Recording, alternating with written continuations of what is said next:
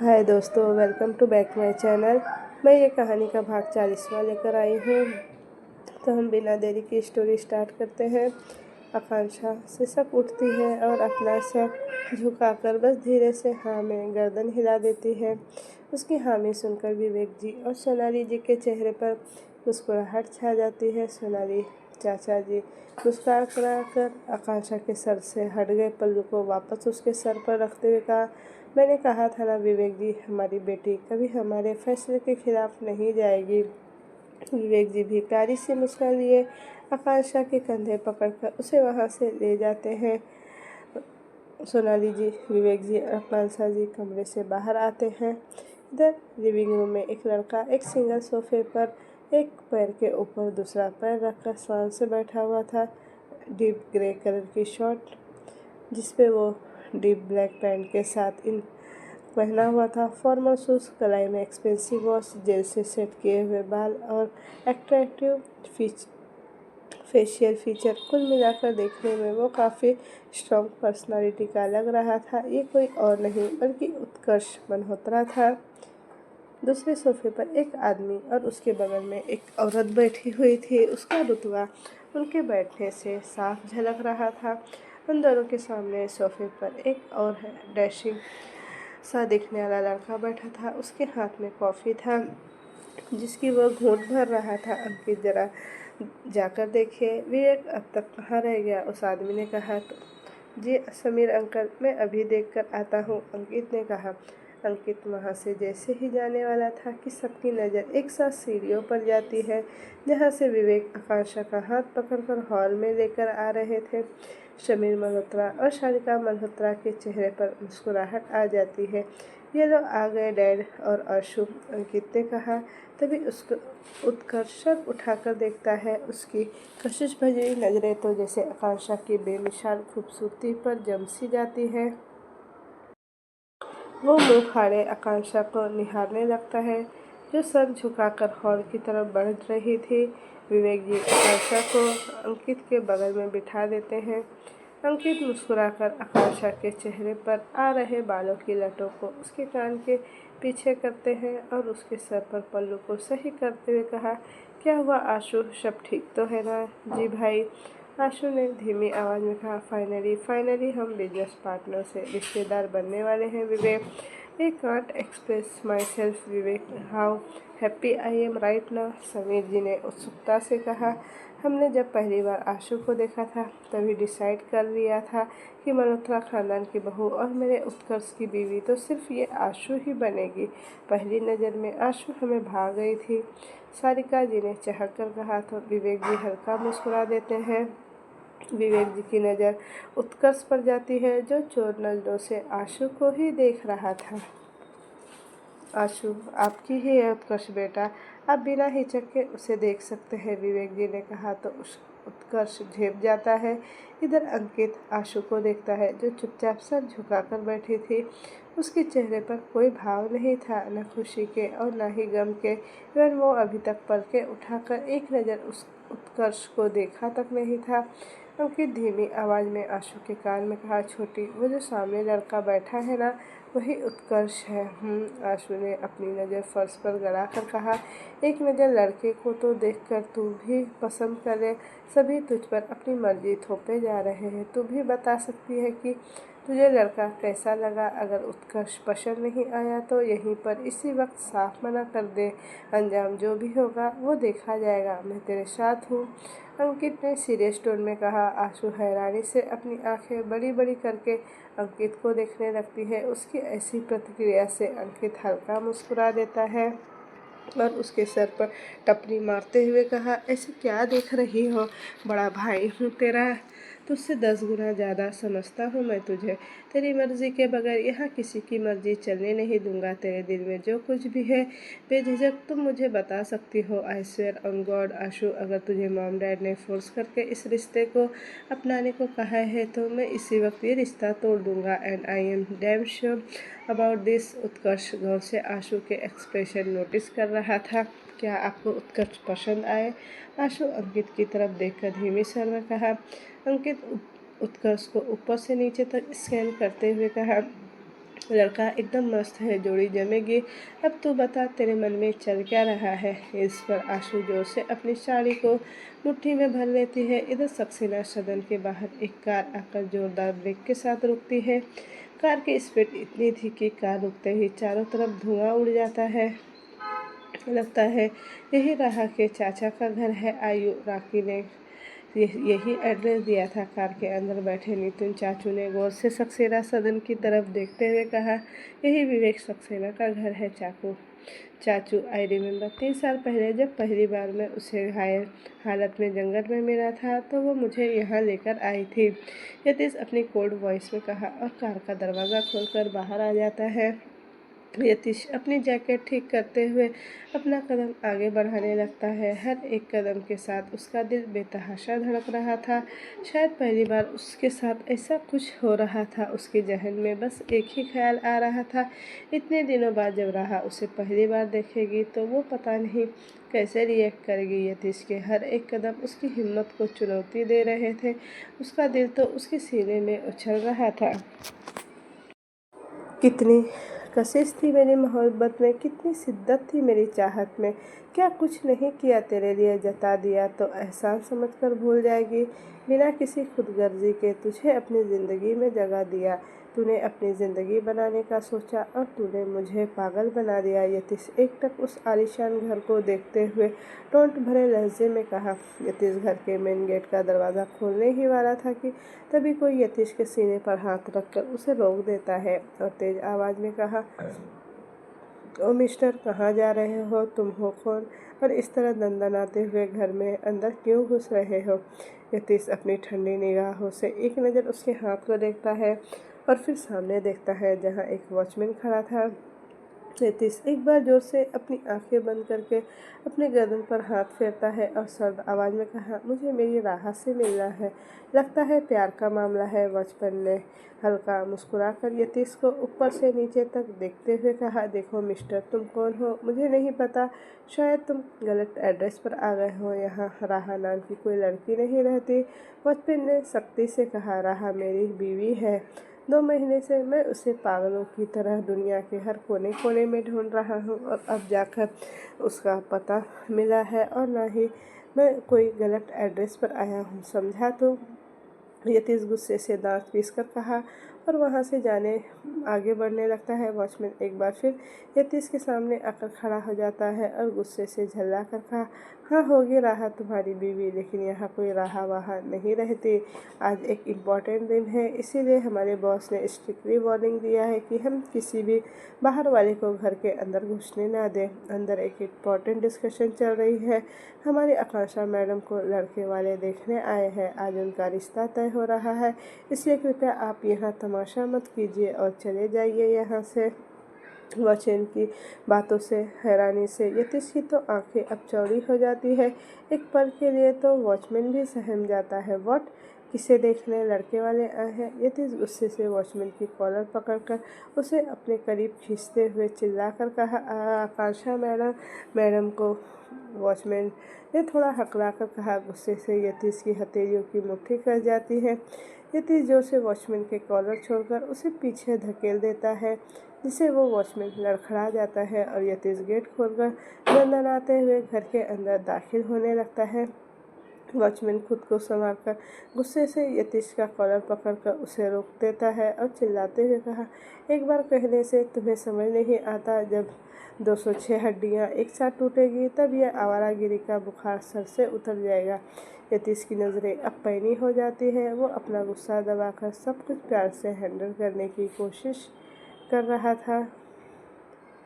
Yatish watchman की तरह finger point करके कहा, मेरे और मेरे वजूद के बीच में आने की कोशिश भी मत करना। अगर मेरा वजूद मुझसे दूर हुआ तो तेरा अस्तित्व भी इस दुनिया से मैं मिटा दूंगा। इधर आशु के कमरे में बालकनी में बने एक बड़े से झूले पर उत्कर्ष और आशु बैठे हुए थे। उन दोनों के बीच खामोशी छाई हुई थी।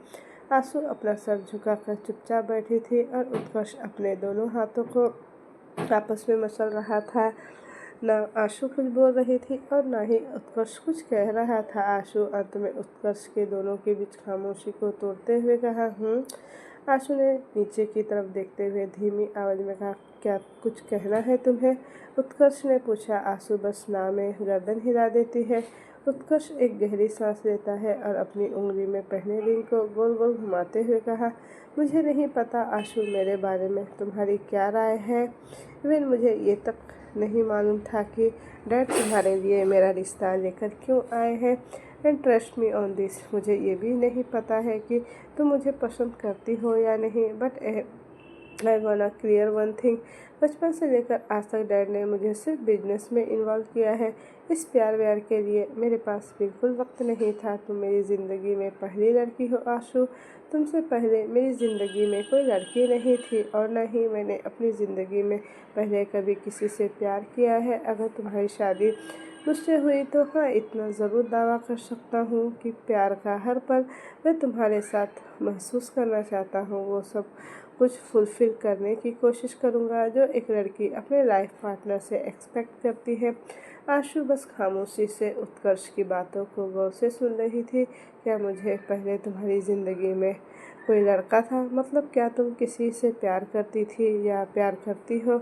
उत्कर्ष एकटक आशु को निहारते हुए कहा। उत्कर्ष के इस सवाल से आशु हैरानी से उसे देखने लगती है। उसकी आंखें बड़ी हो जाती है, उसकी सांसें तेज हो जाती है। आशु के ऐसे रिएक्शन देखकर उत्कर्ष उसके हाथ के ऊपर अपना हाथ रखकर कहा, क्या कुछ गलत पूछ लिया हमने आशु? आई एम सॉरी अगर तुम्हें बुरा लगा हो तो। उत्कर्ष के अचानक ऐसे छूने से आशु थोड़ा सकपका जाती है और हड़बड़ाकर अपना हाथ पीछे खींच लेती है। प्लीज़ आप दूर रहकर बात कीजिए ना, आशु ने कहा। उत्कर्ष भी झट से अपना हाथ पीछे खींच लेता है और कहा, आई एम सॉरी। उसके चेहरे पर मुस्कुराहट आ जाती है। उत्कर्ष थोड़ा सा झुककर आशु के झुके हुए चेहरे को देखते हुए कहा, वैसे मुझे नहीं पता था कि तुम साड़ी भी पहन लेती हो। मैंने बहुत बार विवेक अंकल के घर आ चुका हूँ और हमेशा तुम्हें वेस्टर्न कपड़े में ही देखा है, तो मुझे लगा तुम ट्रेडिशनल आउटफिट नहीं पसंद करती। खैर, ट्रेडिशनल कपड़ों में तुम और भी ज़्यादा खूबसूरत लग रही हो, लाइक अ प्रिंसेस की तरह। प्रिंसेस, ये सब सुनते ही राहा खुद में सिकुड़ने लगती है। इतना तो उसे पता था कि प्रिंसेस शब्द से उसका रिश्ता काफ़ी गहरा था। ज़िंदगी के किसी मोड़ पर कोई प्यार से उसे प्रिंसेस कहकर ही बुलाता था और उसकी याददाश्त तो अब ताज़ा हो गई थी और उसे इतना याद ना हो कि वो शख्स कौन है। उत्कर्ष खड़ा होता है और अपनी पैंट की पॉकेट में एक हाथ डालकर कहा, नीचे हम सब तुम्हारा इंतज़ार कर रहे हैं आशु। तुम्हारे हर फैसले को मैं रिस्पेक्ट करूँगा। और उत्कर्ष वहाँ से ये बोलकर चला जाता है। उसके जाने के बाद आशु झट से अपनी आंखें बंद कर लेती है और थोड़ी ही देर में उसके आंखों के कोने से आंसुओं की धारा बहने लगती है। फ्लैशबैक। 2 महीने पहले सुबह का वक्त रहा। शावर लेके अपने गीले बालों को एक तौलिए से पोंछते हुए वॉशरूम से बाहर आती है और एक बड़े से मिरर के सामने खड़ी हो जाती है जिसमें उसके फुल बॉडी पोस्चर दिख रहे थे। तौलिए को साइड में रखकर वो अपने बालों पर सीरम अप्लाई करती है, फिर अपने बालों में सिंदूर भरकर माथे पर एक लाल बिंदी और होठों पर बेबी पिंक लिपस्टिक लगाकर अपने बालों की शावर चोटी बनाती है। उसकी नज़र बेड पर जाती है जहाँ यतीश लेटा हुआ था। अपने एक हाथ को सर के नीचे रखकर वो एक टक राहा को ये सब करते हुए देख रहा था। गुड मॉर्निंग, आप हमें ऐसे क्यों देख रहे हैं? राहा ने मासूमियत से पूछा और बेड पर पड़े अपना दुपट्टा उठाकर कंधे पर पिनअप करने लगती है। सर से पैर तक फिगर तो तुम्हारी बिल्कुल परफेक्ट है। इवन ऐसी फिगर पाने के लिए लड़कियां न जाने कितनी मेहनत करती है और तुम्हारा ये फिगर तो गॉड गिफ्टेड है। चेस्ट, वेस्ट, हिप सब कुछ तो परफेक्ट साइज़ की है। तुम वेस्टर्न कपड़े क्यों ट्राई नहीं करते? यतीश राहा को ऊपर से नीचे तक देखते हुए कहा, मानो वो उसे अपनी आंखों से स्कैन कर रहा हो। राहा सकपकाकर झट से दुपट्टे से अपनी बॉडी को कवर करके झेपते हुए कहा, ये सुबह सुबह आपको देखने के लिए और कुछ नहीं मिला? पता नहीं ऐसे बेशर्मों की तरह आप हमें कहाँ कहाँ से देख रहे हैं। यतीश उठकर बैठ जाता है और हल्का मुस्कुराकर कहा, तुम तो ऐसे शर्मा रही हो जैसे मैंने तुम्हें कभी उस तरह से देखा ही नहीं है। राहा अपना सर झुकाकर कहा, तो जाकर बता दीजिए ना सबको कि आपने हमें भी अपनी बीवी के जिस्म को बिना कपड़ों में देखा है। रहा have to loss your mind, what the hell are you talking silly girl. मैं तो बस तुम्हें वेस्टर्न कपड़े ट्राई करने के लिए कह रहा था। इस बार यतीश थोड़ा गुस्से से कहा, जी नहीं, हमें वैसे कपड़े बिल्कुल नहीं पसंद है और ना ही हम कभी वैसे कपड़े पहनने वाले हैं। वैसे छोटे छोटे कपड़े पहनकर हम हमारे जिस्म की नुमाइश नहीं करना चाहते। आप वो पहले मर्द हैं जिसने हमारे जिस्म को बिना लिबास के देखा है, हमें छुआ है, महसूस किया है और हमारे लिए इतना काफ़ी है। अगर आप ये सोचते हैं कि हम गैर माइंडेड हैं तो हाँ, हम नैरो माइंडेड ही हैं। राहा ने पल के झुका कर कहा और वहाँ से चली जाती है। यतीश मुस्कुरा देता है और अपने बालों में हाथ फेर कर कहा, सी इज़ वाइफ मटेरियल या प्रेजेंट टाइम। राहा झट से अपनी आंखें खोलती है और करीब 2 सेकंड ही हुआ होगा कि वो खुद को संभाल नहीं पाती और फफक कर रो पड़ती है। काश यतीश, काश आपने मेरी मम्मी पापा को न मारा होता, काश आप मेरी मासूमियत का फ़ायदा न उठाए होते। अंधों की तरह अपनी आंखों पर काली पट्टी बांधकर भरोसा करती थी मैं आप पर। काश आप मेरे प्यार, भरोसे और विश्वास को इस तरह न तोड़ा होता। आपने हमेशा मुझे अंधेरे में रखा यतीश। काश एक बार मुझे सच्चाई से वाकिफ करा देते तो शायद आप मेरे साथ, मेरे पास, मेरे करीब होते। आशु खुद को ऊपर से नीचे तक देखते हुए कहा, देखिए ना यतीश, आपके प्यार, धोखे और फरेब ने राहा को कितना बदल दिया। जो लड़की वेस्टर्न कपड़े से दूर भागती थी वो आज शॉर्ट्स पहनती है। कभी मेकअप न करने वाली लड़की आज मेकअप करती है, पॉप जाती है, लेट नाइट पार्टी करती है। इवन इस नफरत के चलते तो राहा ने अपना नाम भी बदल दिया। सिर्फ आपकी वजह से उसने खुद को बदल दिया। आशु दर्द भरी मुस्कान लिए अपने दोनों हाथों से आंसू साफ करती है और रूंधे गले से बोली, मैं क्यों रोऊं यतीश? अगर आपकी ज़िंदगी से हमारे चले जाने से आपको कोई फ़र्क नहीं पड़ता तो हम क्यों पल पल आपके लिए तड़पे? आपने तो एक बार भी हमें ढूंढने की कोशिश नहीं किया, हम मर गए या फिर जिंदा हैं। यहाँ तक कि ये जानने की कोशिश नहीं की कि जैसे हम आपकी ज़िंदगी में मनहूस साया थे। अब ये शादी ना करने की हमारे पास कोई वजह ही नहीं। यतीश ये बोलकर वो वहाँ से नीचे चली आती है। इधर लिविंग रूम में सभी आशु का इंतज़ार कर रहे थे कि तभी आशु बेशुद्ध होकर चलते हुए वहाँ आती है। उसके लिए एक एक कदम बढ़ाना मुश्किल हो रहा था। अंकित के पास वो चुपचाप आकर बैठ जाती है। सब उसे ही गौर से देख रहे थे। शायद उसके जवाब का सभी को इंतज़ार था। तो क्या फ़ैसला किया आपने आशु? ये आपकी ज़िंदगी का सवाल है। हम ज़बरदस्ती का कोई फ़ैसला आप पर थोपना नहीं चाहते, शालिका जी ने प्यार से कहा। इस पर आशु कांपते होठों के साथ कहा, हम ये शादी करने के लिए तैयार हैं आंटी। आशु के जवाब से सबके चेहरे पर मुस्कुराहट खिल जाती है, लेकिन आंखों से एक कतरा आंसू लुढ़क जाता है आशु के, जिसे वो सबसे छुपाकर जल्दी से साफ कर देती है। समीर जी तो विवेक जी को गले लगाते हैं और उत्सुकता से बोले, कॉन्ग्रेचुलेशन बड़ी, बहुत जल्द हम बिजनेस पार्टनर से समधी बनने वाले हैं। Congratulation to you. Sonali ji ने चहककर बोला, मैं सबके लिए मिठाई लेकर आती हूँ, और वो वहाँ से चली जाती है। अंकित अपने हाथों के पंच बनाकर हल्का सा उत्कर्ष के पेट पर मारते हुए कहा, तैयार हो जाइए उत्कर्ष भाई, प्रमोशन के लिए भाई से सीधा जीजा के पद पर प्रमोशन होने वाला है आपका। इस पर उत्कर्ष बस मुस्कुरा देता है। सभी एक दूसरे से बातें करते हुए मुस्कुरा ही रहे थे कि तभी वो वॉचमैन भाग कर आता है।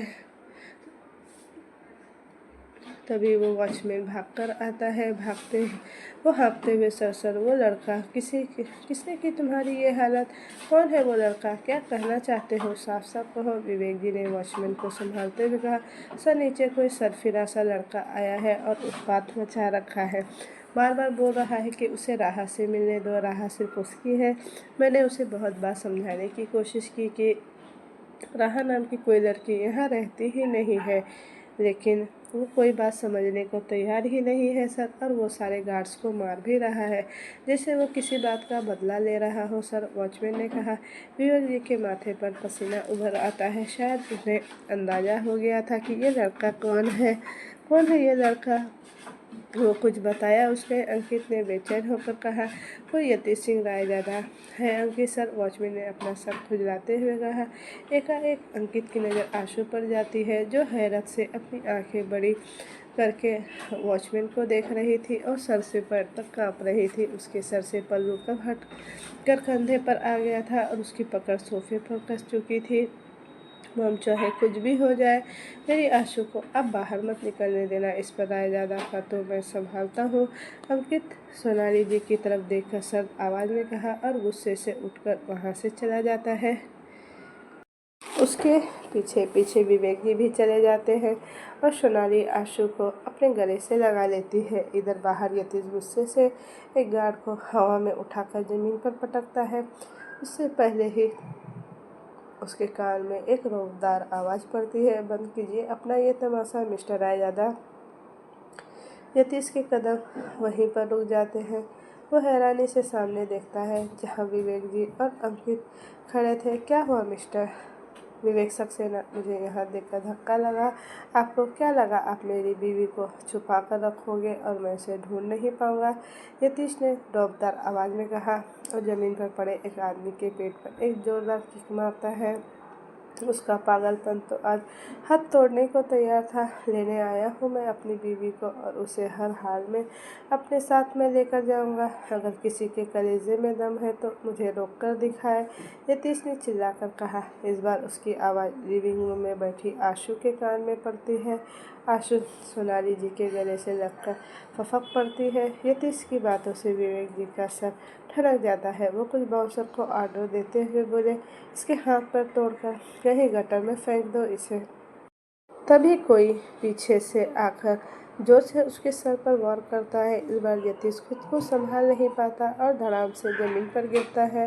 वो दर्द से कराह उठता है और लगभग बेहोशी की हालत में कहा, वो मेरी है, उसे मुझसे दूर मत कीजिए, जान से भी ज़्यादा चाहने लगा हूँ मैं आपकी बेटी को। प्लीज़ राहा को मेरे साथ जाने दीजिए। यतीश की दर्द भरी आहों से अब आंसू के सब का दाद दे चुका था। वो सोनाली के सीने से अलग होते हुए और रोते हुए बोली, प्लीज़ चाची जी, मुझे जाने दीजिए ना। सोनाली सख्ती से नामे गर्दन हिला देती है और आशु की कलाई को कसकर पकड़ लेती है। आशु, अंकित ने तुम्हें बाहर जाने से सख्त मना किया है, आशु तड़प कर कहा। प्लीज़ जाने दीजिए ना चाची जी, प्लीज़। आशु की आवाज़ सुनते ही यतीश झट से अपनी आंखें खोलता है और सामने देखता है। उसकी नज़र तो जैसे आशु पर ठहर जाती है।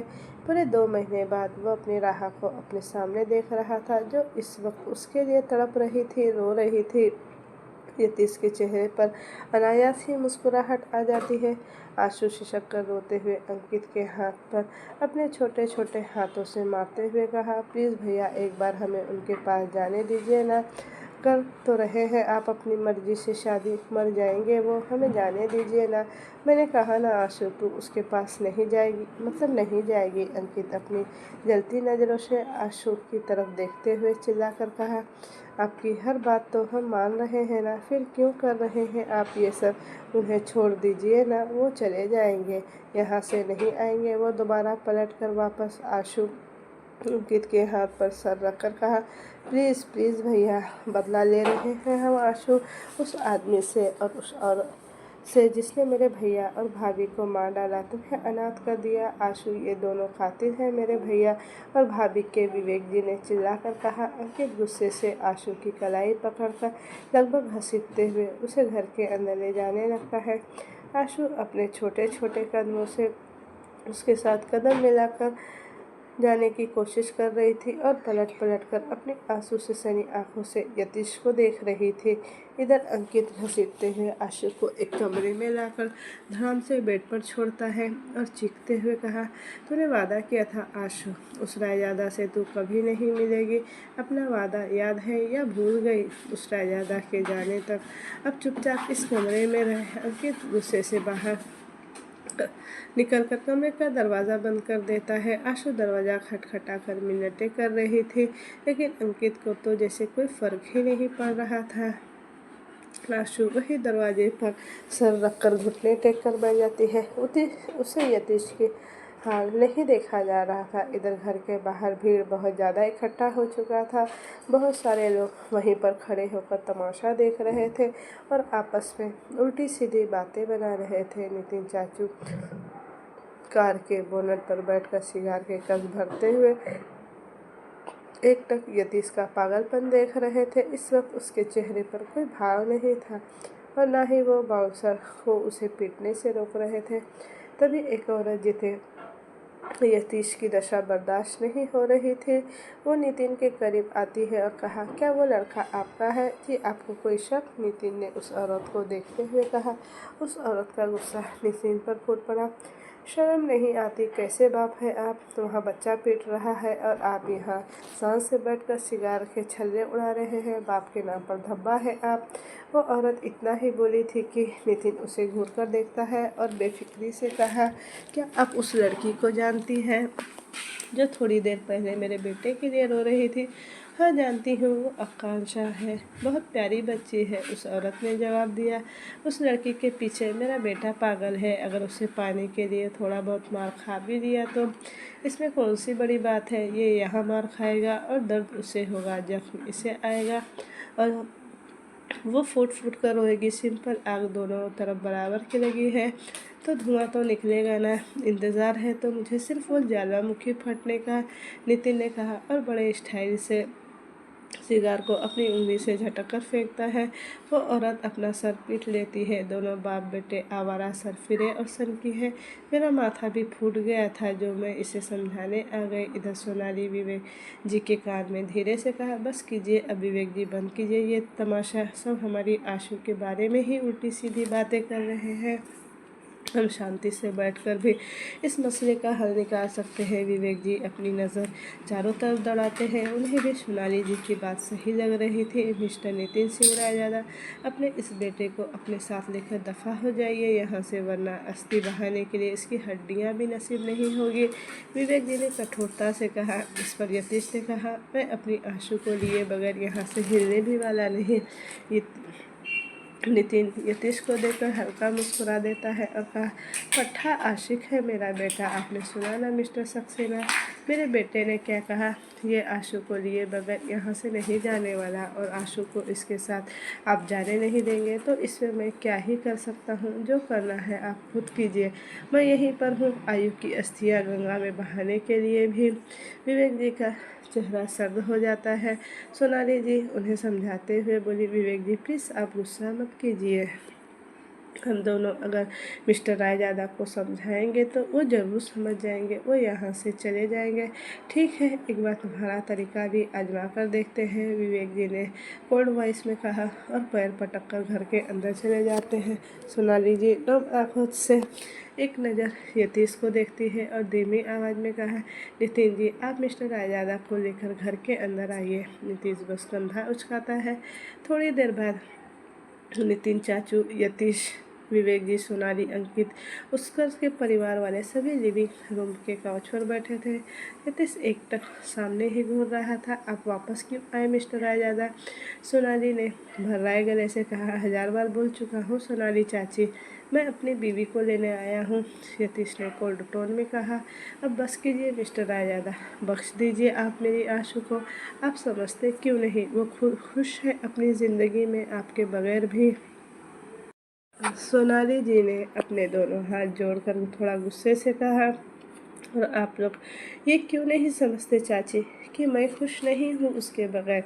यतीश ने कहा, आप मेरी बच्ची को छोड़ क्यों नहीं देते मिस्टर रायजादा? सोनाली ने कहा, और आप मुझे अपनी बेटी को सौंप क्यों नहीं देती सोनाली चाची? यतीश ने भी उसी लहजे में जवाब दिया, तो आप आशु को छोड़कर यहाँ से नहीं जाने वाले? इस बार विवेक ने यतीश को घूरते हुए कहा, बिल्कुल नहीं, जाने का तो सवाल नहीं उठता।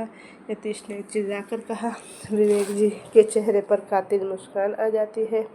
वो खड़े होकर बोले, तो फिर ठीक है, पड़े रहिए यहाँ।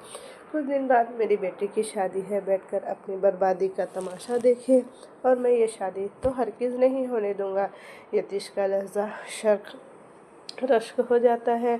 चले, एक्सेप्टेड, विवेक सक्सेना ने कहा। अंकित, एक अच्छे डॉक्टर बुलाकर मिस्टर रायजादा को स्पेशल ट्रीटमेंट दिलवा देना।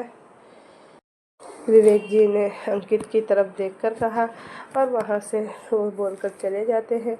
विवेक जी के जाने के बाद सारिका जी ने हैरानी से कहा, क्या आशु और इस लड़के की पहले शादी हो चुकी है सोनाली? सोनाली जी ने कहा, आई विल एक्सप्लेन सारिका जी। आशु जब मुंबई में थी, ये लड़का आशु से ज़बरदस्ती शादी करके इसे अपने पास रखा था। जब हमें इसके बारे में पता चला तो हम उसे लेकर यहाँ आ गए, वरना आशु इन्हें प्यार नहीं करती। ये खुद मेरी बेटी के पीछे पड़े हुए, वरना मेरी आशु तो आज भी पाक दामन है, उसके चरित्र पर कलंक नहीं है।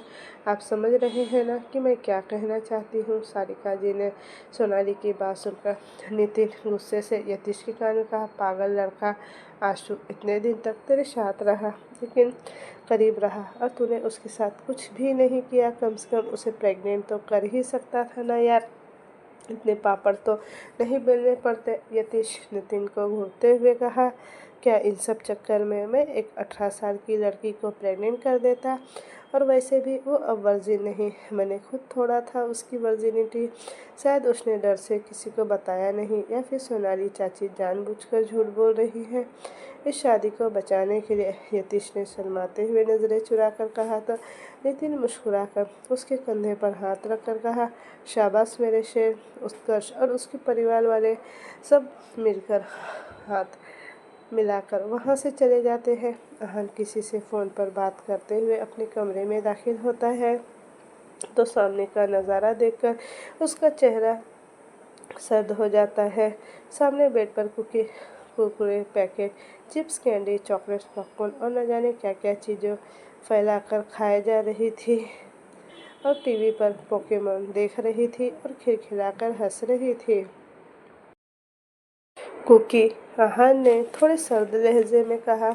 अहान को देखकर कुकी सकपका जाती है और सर झुका देती है। I will call you later, Ahan ने कहा और कॉल डिस्कनेक्ट करके मोबाइल साइड में रखता है। तुम्हें कुछ भी खाने का हो तो तुम्हें उल्टियाँ आती है, और आज सुबह से 20 पैकेट चिप्स खा चुकी हो, अब उल्टी नहीं आ रही?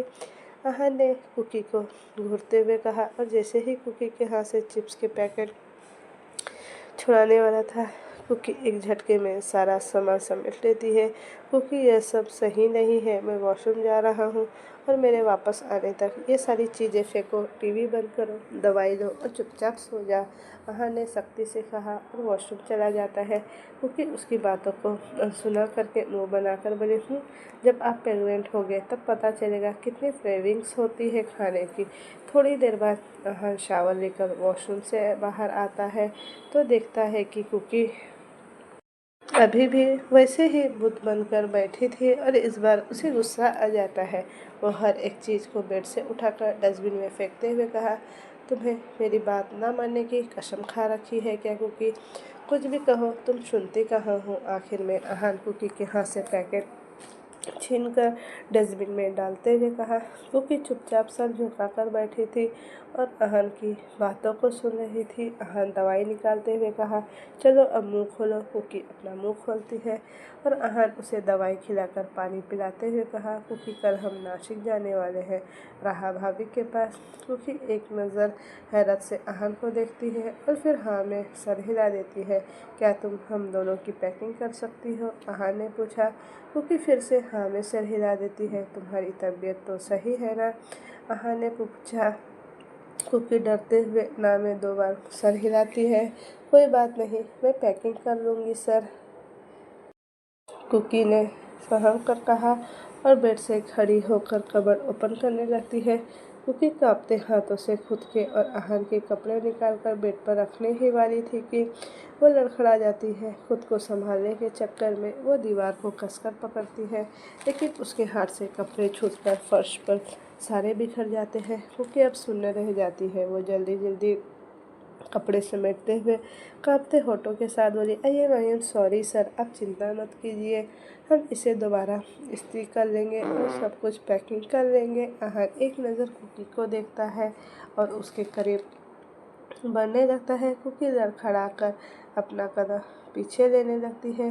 कुकी बस 4 कदम पीछे लिया ही होगा कि वो जाकर सीधा दीवार से लगती है, और पीछे जाने के लिए उसके पास रास्ता नहीं था। अहान अपना दोनों हाथ दीवार पर रखकर उसे बीच में ब्लॉक करता है। कुकी जोर से अपनी आंखें मीच लेती है और दीवार को पकड़ लेती है। तभी उसे अहान का ठंडा हाथ अपने सूट के अंदर महसूस होता है। कुकी सिहर उठती है और अपना चेहरा दूसरी ओर करके चुपचाप खड़ी हो जाती है, लेकिन एक बार भी अहान को रोकने की कोशिश नहीं करती। अहान हौले हौले कुकी के पेट पर अपना हाथ फिरा रहा था, इससे कुकी धीरे धीरे सिहर रही थी। उसके रोंगटे खड़े हो रहे थे। अहान का हाथ कुकी के पेट से होते हुए नीचे की तरफ बढ़ने लगा। कुकी की सांसें अब थम सी जाती है।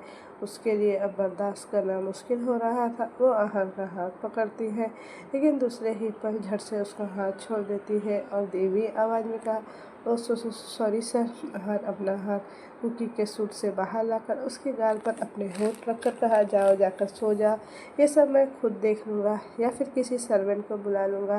कुकी अब हैरानी से अहान को देखने लगती है। मेरे मूड चेंज होने का वेट कर रही हो क्या? अहान ने टेढ़ी स्माइल करते हुए कहा तो कुकी उल्टे कदमों से भाग जाती है और बेड पर लेटकर ब्लैंकेट को सर से पैर तक ओढ़ लेती है। उसके ऐसे रिएक्शन से अहान हल्का मुस्कुरा देता है और कहा, सीरीगर इधर डिम्पी। एक बड़ी सी पिंक कलर की टेडी बियर को अपने दोनों हाथ में थाम कर पीठ के बल लेटी हुई थी। वो छोटी बच्ची की तरह सिकुड़ कर सोई थी। आधे चेहरे को उसके लंबे बालों ने ढक रखा था और बंद पलकें भी जैसे मुस्कुरा रही थी। गौर से देखो तो दोनों में कोई अंतर नहीं था। डिम्पी की मासूमियत टेडी की खूबसूरती को चुनौती दे रही थी। बेबी जोर से उसके बेली में किक करता है तो डिम्पी बड़ी, मम्मा का शैतान बच्चा। डिम्पी ने अपने बम पर प्यार से हरकत चपत लगाकर दुलारते हुए कहा। डिम्पी वहीं पर लेटकर थोड़ी देर सीलिंग को निहारती है, फिर अपने बेली को हल्का रब करते हुए कहा, बेबी आपके पापा तो सो गए होंगे ना, चलो ना पापा के पास चलते हैं। चलो पापा के पास चलते हैं। पापा सिर्फ जागते वक्त शैतान है, लेकिन सोते वक्त वो बहुत मासूम है। लेकिन आपको पता है आपके पापा ना आपकी मम्मा से बहुत डर लगता है, वो बहुत गुस्सा करते हैं ना। डिम्पी अपने बच्चे से बात करते हुए खिलखिलाते हुए यतीश के कमरे के सामने पहुंचती है। बेबी नाउ कम्प्लीटली साइलेंट वरना पापा विल वेकअप। डिम्पी अपने होठों पर एक उंगली रखकर कहा और धीरे से कमरे का दरवाज़ा खोलती है और अपना छोटा सा चेहरा घुसाकर टुकुर टुकुर चारों तरफ देखती है। कमरे में इस वक्त अंधेरा था। डिम्पी बिना कोई आवाज़ किए तभी पाँव से कमरे में घुसती है। डिम्पी की नज़र बेड पर जाती है। वो थोड़ी हैरान रह जाती है क्योंकि वहाँ यतीश था ही नहीं, शायद वॉशरूम में हो गए। डिम्पी वॉशरूम का दरवाज़ा नॉक करती है, लेकिन वॉशरूम का डोर पहले से ही खुला था। डिम्पी हड़बड़ाकर अपने कमरे में आती है। डिम्पी झट से मोबाइल उठाकर अनलॉक करती है और यतीश का नंबर डायल करने ही वाली थी कि उसकी नज़र मोबाइल पर आए यतीश की मैसेज पर जाती है। मुझे माफ़ करना डिम्पी, मैं कभी तुम्हें चोट नहीं पहुंचाना था, लेकिन वह मेरी आत्मा है, मुझे जाना होगा। यदि संभव हो तो मुझे माफ़ कर देना। ये पढ़ते पढ़ते डिम्पी सुन्न होकर खड़ी थी। डर ने जैसे उसको रूह को जकड़ लिया था, गला तो जैसे रूंध ही आया था। कितनी मिन्नतें करूं, कितनी सफाई दूं और कितनी गवाही दूं। जब गलत हूँ तो सही करने की कैसे दुहाई दूँ। डिम्पी दर्द से मुस्कुरा देती है। वो कांपते हाथों से मोबाइल को साइड में रखकर वहाँ से निकल जाती है। डिम्पी एक कार का दरवाज़ा खोलकर ड्राइविंग सीट पर बैठ जाती है और थोड़ी ही देर में उसकी कार हवा से बातें करने लगती है। उसकी आंखों से आंसू पानी की बूंदों की तरह बहने लगते हैं। वो अपने चेहरे को दोनों हाथों में छुपाकर रोने लगती है। आज वो खुद को किस तरह लाचार और बेबस महसूस कर रही थी, उसके सिवा और कोई ये समझ नहीं सकता था। यतीश उसे इस कंडीशन में छोड़कर चला गया। ये बात सोच सोच कर उसे चीखने का मन कर रहा था। फ्लैशबैक, न्यूयॉर्क शहर, रात के 11 बज रहे थे। ड्रेवेड बार का माहौल इस वक्त काफ़ी वाइब्रेंट था। हल्की डिम लाइट, लाउड म्यूजिक का शोर शराबा और बार का कोना कोना कांप रहा था। कुछ लोग बैठकर ड्रिंक्स एंजॉय कर रहे थे तो कुछ लोग डांस फ्लोर पर चिल्ला चिल्ला कर डांस कर रहे थे। वहाँ पर बाकी के लोगों के बीच काफ़ी सारे स्टूडेंट्स भी मौजूद थे जो कॉकटेल एंजॉय करते हुए हंसते हुए एक दूसरे से बातें कर रहे थे। तभी एक साथ सारे स्टूडेंट की नज़र एक लड़की पर ठहरसी जाती है। उसने ब्लैक शॉर्ट्स पैंट्स जो उसकी थाई तक आ रही थी और ब्लैक क्रॉप टॉप जिसमें उसकी पेट और मखमली कमर बाहर झाँक रहे थे। टॉप के ऊपर एक छोटी सी जैकेट जिसके चेन्स खुले हुए थे, ब्लैक पेंसिल हिल सैंडल और खुले बाल। उसकी कातिल व्हाइटनेस किसी को भी मात देने के लिए काफ़ी थी। वो लड़की उन स्टूडेंट की तरफ बढ़ ही रही थी कि बीच में एक लड़का आता है और कहा, hey Dimpy, I want to tell you something. Dimpy उस लड़के को घूरकर ऊपर से नीचे तक एक नज़र देखती है। दिखने में वो लड़का काफ़ी हैंडसम था लेकिन शायद उसके एवरेज पर्सनालिटी का था। उसके हाथ में एक फ्लावर बुके था। उसकी बॉडी लैंग्वेज से डिम्पी समझ जाती है कि वो क्या कहना चाहता है। बोलो, डिम्पी हल्का मुस्कुराकर बोली। वो लड़का शर्माते हुए कुछ कहने ही वाला था कि डिम्पी उसके कंधे पर अपनी कोहनी टिकाकर कहा, look at me Daksh bro. Daksh ने हैरत से डिम्पी को देखते हुए उसे बीच में टोकते हुए कहा, डिम्पी कुछ भी कह लेना but don't call me bro यार। डिम्पी ने कहा, ah no Daksh, you gonna propose me. Daksh थोड़ा हड़बड़ा जाता है। डिम्पी ने फिर से कहा, but I will say no, but I will wanna make this clear to you. मैं अपने बिलियनियर डैड की शहजादी हूँ तो हर रोज़ एक नया बॉयफ्रेंड बदलती हूँ। लेकिन हाँ, ये बात वैल्यू की है कि आज तक डिम्पी को छूने की हिम्मत किसी ने नहीं की। बस मुझे ये बाबू सोना फालतू का रोना धोना के चक्कर में बिल्कुल नहीं पड़ना।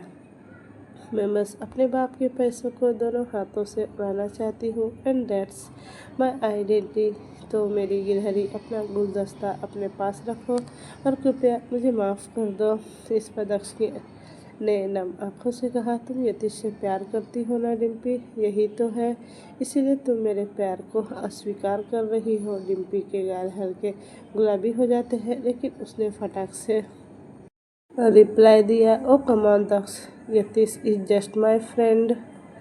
डिम्पी हल्का सा पंच दक्ष के सीने पर मारती है और कहा, गुड बाय, और वहाँ से कॉर्नर में पड़े एक बार की टेबल पर चली जाती है।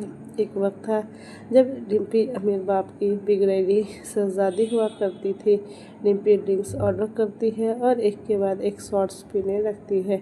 उसकी नज़र डांस फ्लोर पर जाती है जहाँ एक डैशिंग पर्सनालिटी वाला लड़का डांस कर रहा था और उसकी मौजूदगी से लड़कियाँ चिल्ला चिल्ला कर उसके साथ डांस कर रही थी।